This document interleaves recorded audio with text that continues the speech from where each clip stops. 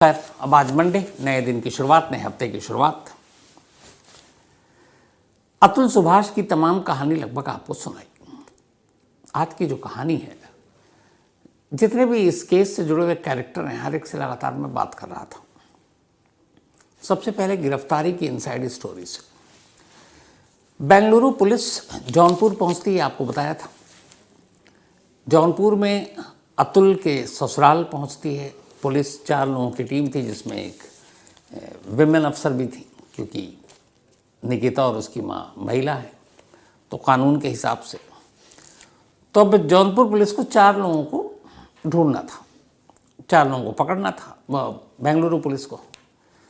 लेकिन नोटिस चिपकाने के बावजूद जौनपुर में ना अतुल की सास थी, ना साला था, और निकिता यानी पत्नी तो पहले से गायब थी। तब इधर उधर यूपी पुलिस ने मदद की, तो पता चला इलेक्ट्रॉनिक सर्विलांस और कुछ रिलेटिव के भी मोबाइल को सर्विलांस पे लगा रखा था कि माँ और बेटे प्रयागराज में छुपे हुए हैं। 15 तारीख को ये इन्फॉर्मेशन मिलती है बेंगलुरु पुलिस को थ्रू यूपी पुलिस। इसके बाद पुलिस की एक टीम पहुंचती है प्रयागराज। जो मोबाइल था, ये लोग ज़्यादातर व्हाट्सएप कॉल कर रहे थे ताकि लोकेशन ट्रेस ना हो, और उसमें भी कॉल कहीं और से फिर कहीं और जा रहे हैं, तो टावर भी आप कंफ्यूज हो जाए, पकड़ नहीं पाए। लेकिन फिर भी पुख्ता जानकारी थी, और आखिरकार 15 को, मतलब 15 की सुबह पुलिस को पुख्ता जानकारी मिलती है, और प्रयागराज से अतुल की सास और साला दोनों पकड़े जाते हैं। यानी सास निशा सिंघानिया और साला अनुराग सिंघानिया और पीयूष सिंघानिया। अब इन दोनों से पूछताछ होती है और पूछा जाता है कि भाई अतुल का बेटा कहाँ है, 4 साल का। सुसाइड नोट में उसने जिक्र भी किया था। माँ बेटे बताने को तैयार नहीं होते। पुलिस कहती है कि हमें बताओ, क्योंकि सुसाइड नोट में एक बड़ा इंपॉर्टेंट पार्ट है कि मेरे बच्चे की कस्टडी मेरे माँ बाप को दी जाए। हालांकि बेंगलुरु पुलिस नहीं दे सकती, उसके कंट्रोल में नहीं है, ये कोर्ट तय करेगी। लेकिन फिर भी ये पूछा गया कि कहाँ है, तो वो पहले इधर उधर की बातें बनाते रहे। तब बेंगलुरु पुलिस ने जब सख्ती दिखाई, तब फिर उन्होंने बताया कि हमने कहाँ रखा हुआ है। बेंगलुरु पुलिस को फिर भी यकीन नहीं आया, तो यूपी पुलिस की मदद से उस घर में पुलिस की एक टीम गई जहाँ अतुल के बेटे को रखा गया था, और उन्होंने देखा कि हाँ, इसके एक रिलेटिव हैं, उनके पास है, बच्चा उनसे फैमिलियर है। तो फिर बेंगलुरु पुलिस को तसल्ली हुई। अब बेंगलुरु पुलिस को बच्चे की तो तलाश है नहीं, लेकिन एक ये भी होता है कि अगर आप माँ को पकड़ने जा रहे हो, नानी को पकड़ने जा रहे हो, उसके मामा को पकड़ने जा रहे हो, तो बच्चे की देखभाल कौन करेगा। तो खैर, जब बेंगलुरु पुलिस को तसल्ली हो गई, तब उसने फिर माँ और बेटे दोनों को उठाया और अब अपने साथ बेंगलुरु ले जाना है। इसी दौरान अब निकिता का भी लगातार बेंगलुरु पुलिस ट्रेस कर रही थी मोबाइल, लेकिन उसने सब कुछ बंद कर रखा था।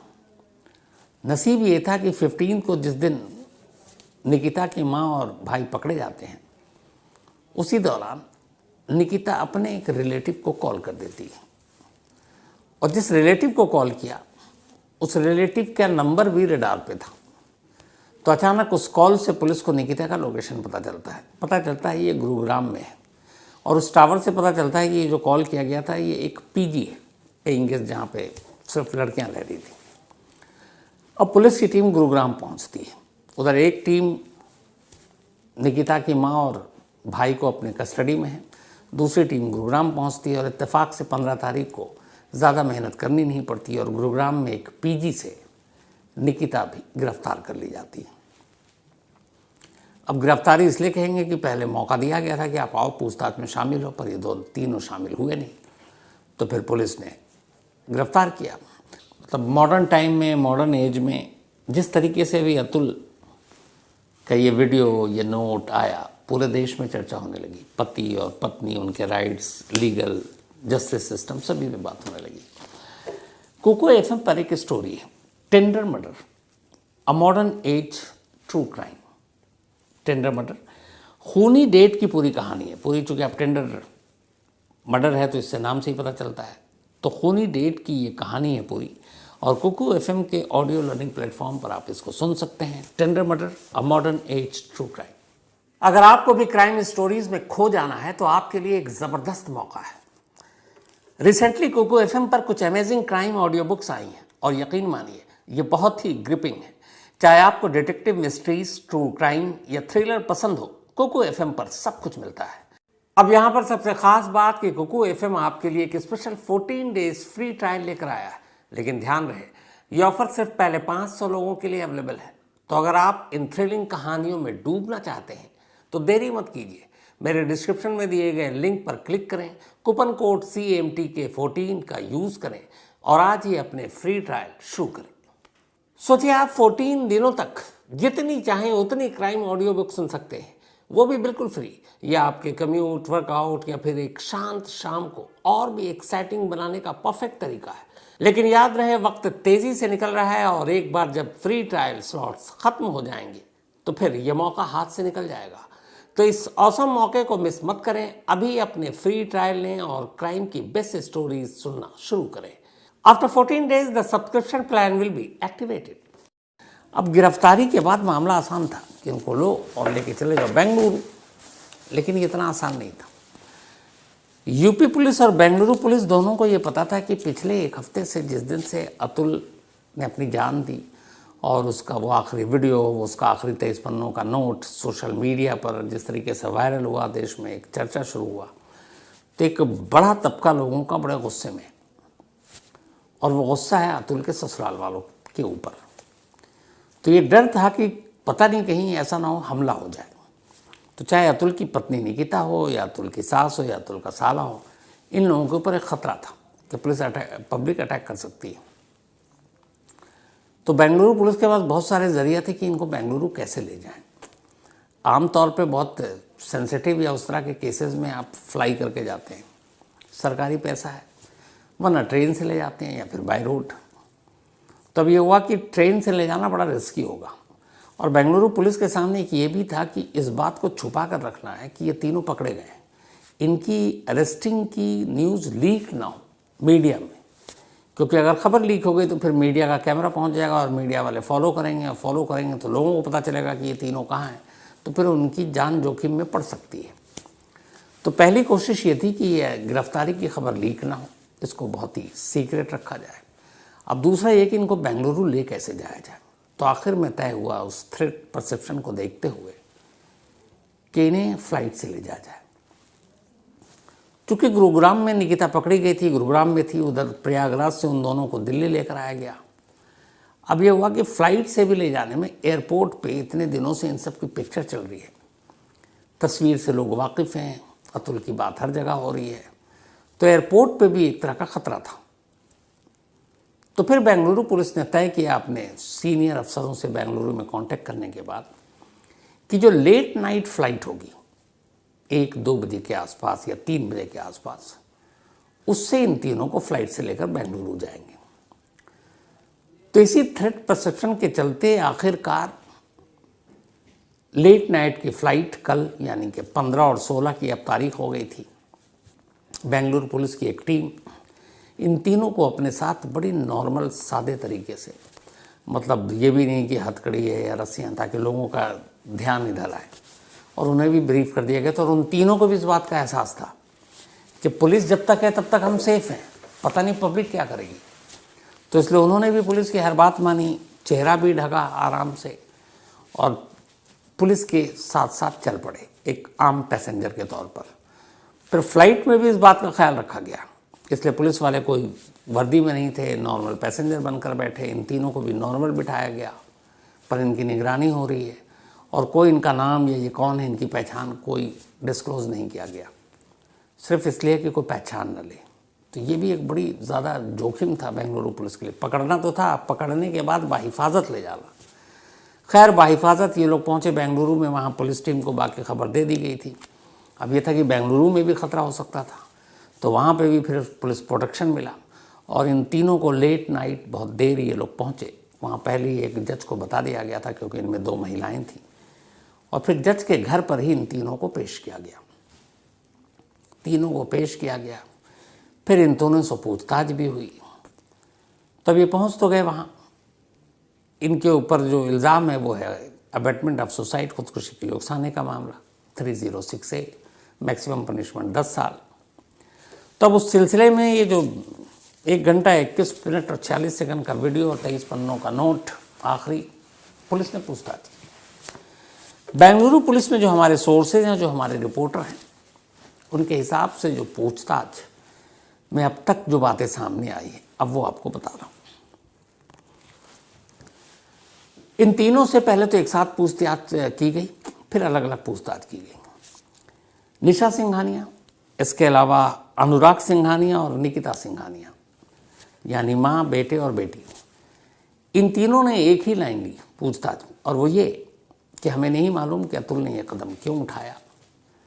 हमने कभी अतुल को सुसाइड के लिए या खुदकुशी करने के लिए उकसाया नहीं, और जो भी उसने कहा आखिरी वक्त में या छोड़ा, हम उसकी मौत के लिए जिम्मेदार नहीं हैं। और क्यों नहीं है? शायद इस दौरान में जब वो भागे हुए थे, कुछ वकीलों से उन्होंने कांटेक्ट भी किया, और उन वकीलों ने भी उन्हें सही बताया। उन्होंने कहा कि देखो जी, हम तो 3 साल से सिवाय कोर्ट के अंदर कभी कोई डायरेक्ट कम्युनिकेशन हमारा था ही नहीं, न फ़ोन पे, न मैसेज पे, न मेल पे, न ईमेल पे, न लेटर के थ्रू, क्योंकि हमारे वकील ने कह रखा था जब तक फैसला नहीं होगा आप दोनों कांटेक्ट में नहीं रहेंगे एक दूसरे के। तो जब 3 साल से वो हमसे दूर रहा, 3 साल से हमारा कोई लेना देना नहीं, तो 3 साल बाद फिर उसकी मौत के लिए हम कैसे जिम्मेदार हो सकते हैं? ये पुलिस को बयान दिया। फिर आया कि नहीं, आप लोग उसको हरास कर रहे थे। तो अतुल की पत्नी निकिता ने बेंगलुरु पुलिस के सामने जो खुलासा किया, जो कहा, पहली बार अतुल की पत्नी का भी अब उसकी मौत के बाद स्टेटमेंट क्या कहेंगे उसको, एक पुलिस रिकॉर्ड में दर्ज बयान। तो निकिता ने यह कहा कि मैंने कभी ये नहीं कहा कि 3 करोड़ रुपए में डिवोर्स का केस सेटलमेंट हो जाएगा, ये सेटल कर लेते हैं। मैंने कभी 3 करोड़ मांगे ही नहीं, ये पता नहीं। जबकि अतुल ने अपने वीडियो में और नोट में ये लिखा है, 3 करोड़ का जिक्र किया है कि 3 करोड़ मांग रहे थे वो, कि सारा केस ख़त्म हो जाएगा, और इसके लिए जज ने भी 5 लाख जो घूस की उसने बात की। तो निकिता का कहना था हमने कभी 3 करोड़ नहीं मांगे सेटलमेंट के लिए, कोर्ट का जो फैसला जब भी आता हम उसे मंजूर करते। दूसरी बात जो उसने कही निकिता ने, वो ये कि जो अतुल ने ये कहा है कि इन लोगों ने हमें हैरेस किया पैसों की खातिर, पैसे मांग रहे थे और उसकी वजह से परेशान। तो निकिता का ये कहना था बेंगलुरु पुलिस के सामने कि हमने कभी पैसे के लिए हैरेस नहीं किया, और दूसरा अगर हमें उससे पैसे ही चाहिए होता तो निकिता के अपने बयान के हिसाब से पुलिस को जो दिया कि 3 साल से वो अतुल से अलग रह रही है, वो बेंगलुरु में नहीं रही। 3 साल पहले उसने बेंगलुरु छोड़ दिया, और अब वो पहले जौनपुर में रही, फिर लखनऊ में रही, अब वो दिल्ली में जॉब करती है। तो 3 साल तक वो साथ नहीं रही। अगर उसे पैसे चाहिए होते, ये निकिता का पुलिस को बयान है कि अगर उसे अतुल से पैसे चाहिए होते तो वो अतुल को छोड़ती ही क्यों, वो उसके साथ रहकर उससे पैसे हड़पती रहती। तो कुल मिलाकर तीनों ने अपना पल्ला झाड़ा है कि जी हमारा कुछ नहीं है, केस चल रहा था। हाँ, उल्टा उन्होंने ये लगाया कि वो डॉरी मांगता था, तंग करता था, परेशान करता था। ये सारी चीज़ें जो इनका, जाहिर सी बात है, इन्होंने लीगल ओपिनियन ली है। अब उसके बाद ये तीनों फिलहाल कस्टडी में और जेल भेज दिए गए, क्योंकि वहाँ ज़्यादा सेफ है। बेंगलुरु पुलिस जब चाहे इनसे और पूछताछ कर सकती है। ये तो रहा एक पार्ट कहानी का। अब दूसरा पार्ट, जब इन लोगों की गिरफ्तारी हुई तो तमाम मीडिया के कैमरे और मीडिया वाले पहुंचे समस्तीपुर, अतुल के घर पर। अतुल के पिता, अतुल की माँ, अतुल के भाई वहीं रहते हैं। तो वहाँ जब जाके पूछताछ हुई और उन्होंने भी मीडिया के जरिए इनके अरेस्टिंग की खबर सुनी, तो पिता ने ये कहा कि ये तीनों तो अरेस्ट हो गए हैं, हमारा पोता कहाँ है हमें किसी ने नहीं बताया, और हम पोते को देखने के लिए तरस रहे हैं। पहले बाप को तरसाया गया, अतुल ने खुद कहा था कि उसे तो अपने बेटे का चेहरा भी याद नहीं, क्योंकि कुछ महीने का था जब उसने आखिरी बार देखा था। उसके बाद पिछले 3 साल से एक बार भी नहीं देखा, क्योंकि उसकी पत्नी उसे कभी कोर्ट तक नहीं लाती थी, और जानबूझकर ऐसा करती थी ताकि बाप और बेटा मिल ना सकें। तो दादा का कहना है कि मैं अपने पोते को देखने के लिए तरस रहा हूँ, पता नहीं कितना जीऊँगा। तो मेरा पोता एक बात तो मुझे दिखा देना चाहिए, और नंबर 2, आखिरी जो विश थी मेरे बेटे की कि उसके बेटे की परवरिश हम लोग करें, तो मैं चाहता हूँ मेरा पोता मुझे सौंप दिया जाए, मैं और उसकी दादी मिलकर उसकी परवरिश करेंगे। और कहाँ है लेकिन हमें पता नहीं। उनका ये कि जब से अतुल की मौत हुई उसके बाद से उनका पोता किसके पास है, कहाँ है, क्योंकि सब तो भागे हुए थे, उन्हें जानकारी नहीं है। उन्होंने कहा कि अब मुझे ये भी पता है कि ये इंसाफ की लड़ाई अब लंबी होगी और मैं अब इस उम्र पे के पड़ाव पर हूँ और जो मेरी ताकत हैसियत है उसके हिसाब से मैं बहुत लंबे वक्त तक कोर्ट कचहरी के चक्कर नहीं काट सकता, इतना भाग दौड़ नहीं कर सकता। और अगर इंसाफ नहीं मिलता तो आज पहली बार अतुल के पिता ने कहा कि अगर उनके बेटे को इंसाफ नहीं मिलता और उनके बेटे के ज़रिए उन्हें इंसाफ नहीं मिलता तो फिर वो अपने बेटे की अस्थियों को बहा देंगे, उसकी उस ख्वाहिश को अधूरी छोड़ देंगे और अस्थियों को बहाने के बाद वो खुद जान दे देंगे, ये उनके पिता ने कहा। हालांकि ये भी गलत है, लेकिन अब मामला कोर्ट में है। अब कोर्ट तय करे कि क्या करना है। एक माँ बाप को इंसाफ मिलना चाहिए, कब मिलना चाहिए, कितनी देर में मिलना चाहिए, पता नहीं।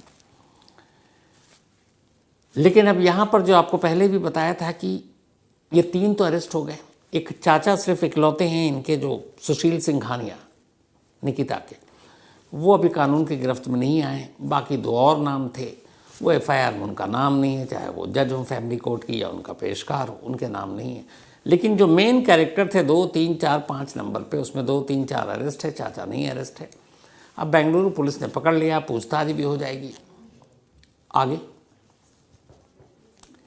तो आगे ये कि बहुत जल्दी इन तीनों को ज़मानत मिल जाएगी, ये बेल आउट हो जाएंगे। बेल आउट होने के बाद अब बेंगलुरु पुलिस की जो फाइंडिंग्स होगी, जो केस की इन्वेस्टिगेशन होगी, उसके हिसाब से वो एक चार्जशीट दाखिल करेंगे जिसके लिए उनके पास 90 डेज होंगे और 90 दिन के बाद फिर ये मामला कोर्ट पे जाएगा, लोअर कोर्ट में बेंगलुरु के। और कोर्ट में जाने के बाद फिर तारीखों का एक सिलसिला शुरू होगा और उसका फैसला कब आएगा पता नहीं। लेकिन जो बेंगलुरु पुलिस की पूरी पूछताछ होगी और चार्जशीट दाखिल होगी, उसमें बेंगलुरु पुलिस बाकी सारी चीज़ें तो धाराएं लगा सकती है। शायद जो 306 है, मतलब अबेटमेंट ऑफ सुसाइड, खुदकुशी के लिए उकसाना, उसमें इन लोगों को सज़ा नहीं दिला पाएगी, उसमें इन लोगों को घेर नहीं पाएगी। पुलिस अपनी तरफ से कर भी दे तो लोअर कोर्ट में ये केस उसी दिन गिर जाएगा, क्योंकि लोअर कोर्ट को आंखें या ये कहें कि एक नई रोशनी दिखा दी है सुप्रीम कोर्ट ने ऐसे केसों को लेकर। तो ये तो होने से रहा और बाकी कोई केस बनता नहीं है। तो कुल मिलाकर जो 1 घंटा 21 मिनट 46 सेकंड का वीडियो, 23 पन्नों का नोट आखिरी, ये सारी चीज़ें शायद यूं ही ज़ाया या बेकार जाएंगी। इंसाफ के नाम पे कोई इंसाफ होने वाला नहीं। एक ऐसी केस मुझे याद आया इसी से कि जिसमें जो कहा, आज मुझे किसी ने मेल भी किया कि 3 साल हो गए थे अतुल को उसके बेटे को देखे हुए, चेहरा देखे हुए। जब वो शायद 2 या 3 महीने का था तभी उसको लेकर चली गई थी निकिता, और अब 4 साल की उम्र है, उसके बाद से उसने देखा नहीं है। आपको याद होगा एक कहानी सुनाई थी आपको, जो गोवा की, जो इसी शायद बेंगलुरु की ही वो लेडी थी, जो एक कंपनी की CEO थी और उसका अपने पति से इसी तरह अनुबंध था और मामला कोर्ट में था। कहानी देखिए कि उसका भी मामला कोर्ट में था डिवोर्स के लेकर और ये मेंटेनेंस हट जाने को लेकर। और वो भी पिता फरियाद कर रहा था कोर्ट में कि मेरे बेटे को मुझसे मिलने दिया जाए, उसकी माँ मिलने नहीं दे रही है। तब कोर्ट ने ऑर्डर दिया था कि हर अल्टरनेट सैटरडे को उस बेटे और बाप की एक जगह पर मुलाकात कराई जाए। लेकिन माँ ने मुलाकात नहीं कराई। कोर्ट के इस फैसले के बाद जब भी वो तारीख आती वो अपने बेटे को कहीं लेकर चली जाती, और आखिरी बार जब ये तारीख आई थी तब वो उसी बेटे को लेकर गोवा पहुंच गई। और फिर गोवा जाने के बाद उसने अपने उसी बेटे को मारा, उसकी लाश को बैग में रखा और फिर गोवा से बाई रोड बेंगलुरु वापस जा रही थी। ये कहानी डिटेल में आपको सुनाई थी। मैंने इसलिए इसका यहाँ पर जिक्र किया कि लगभग सेम चीज़ें अतुल के साथ हुई थी कि अतुल को उसके बेटे से 3 साल तक मिलने नहीं दिया गया। और बच्चा एक 2-4 महीने का होता है और जैसे जैसे अब उम्र बढ़ती है तो बच्चे का पूरा हुलिया बदलता था, चेहरे से लेकर सब कुछ। मिलने देना छोड़िए, कभी उसकी कोई तस्वीर तक, अब जाहिर सी बात है रिश्ते खराब हो तो तस्वीर कौन भेजेगा, तो उसके ज़रिए भी उसे पता नहीं कि अब उसका बेटा दिखता कैसा है। और आखिरी वक्त मरने से पहले उसने ये लिखा है कि मुझे ये भी नहीं पता कि अब तुम कैसे दिखते हो। तो सेम केस वो गोवा वाली थी कि पिता अपने बेटे से न मिले, इस तारीख पर तो चलो न मिल पाए तो मैं उसको लेकर गोवा आ गई, बट अगली तारीख फिर आएगी तो क्या करूँगी। तो उसका पति खुश ना हो जाए अपने ही बेटे से मिलकर, उस पति की खुशी को छीनने के लिए उसने अपने हाथों से उस बेटे को मार डाला जिसने उसने खुद 9 महीने तक कोख में रखकर जन्म दिया था। पता नहीं इतनी नफरतें कहाँ से आती हैं। तो लगभग ही यही कहानी थी। बट अफसोस की बात यह है कि चलिए इस केस में अब ये हुआ कि सब कुछ तो हो गया, एक गिरफ्तारी बाकी थी वो भी हो गया खाना पूर्ति के लिए। कुछ दिनों की बात है, बेल आउट हो जाएंगे, ज़मानत पर होंगे। उसके बाद फिर केस को कौन याद रखता है, उसी सुस्त रफ्तार और धीमी रफ्तार से ये तारीखें आएंगी। तारीखें भी कोई नहीं जानता है कौन पहुंचेगा, कौन में क्या हो रहा, कब क्या हो रहा है। तो आहिस्ता आहिस्ता आहिस्ता एक और केस अब दम तोड़ देगा और हम सब भूल जाएंगे। हम सब का मतलब है उसमें मैं भी शामिल। यही तो हम लोग करते आए हैं, यही तो होता है। आदतुल है, कल किसी और खबर पर लग जाएंगे, कल किसी और स्टोरी के पीछे भागेंगे, और आप लोग भी वही करते हैं। यही सिलसिला है, यही दस्तूर है, यही चीज़ें होती हैं और पता नहीं ये सिलसिला कब तक चलेगा। तो कहानी में आज इतना ही, लेकिन कहानी ख़त्म करूँ उससे पहले वही अपना सिलसिला। आज मनदीप लधावा इनका बर्थडे है। एंड पहले भी मनदीप वो शख्स हैं जिन्होंने कहानियाँ सुनते सुनते सीए का एग्ज़ाम पास किया था, शायद नहीं, आपने अपनी मेहनत से किया था। तो हैप्पी बर्थडे मनदीप, एंड बहुत अच्छा काम करें आप। सीए आप बन चुके हैं, घर में खुशियाँ हैं। और जो मनदीप की फैंसी हैं वो मानसी ऑल द बेस्ट। आपका जो एग्ज़ाम है बस आप भी मनदीप के साथ साथ निकल लीजिए और जल्दी आप भी खुशखबरी सुनाइए। तो ऑल द बेस्ट। इसके अलावा आज विनोद गवाडे एंड सुचिता गवाडे जी की बिटिया का भी बर्थडे है। नाम भूल गए शायद वो, कोई बात नहीं। विनोद भाई एंड सुचिता जी, आपकी बिटिया को बहुत बहुत बधाई जन्मदिन की। साथ ही सिद्रा आलम का भी आज बर्थडे है, तो हैप्पी बर्थडे सिद्रा। और ये अनीस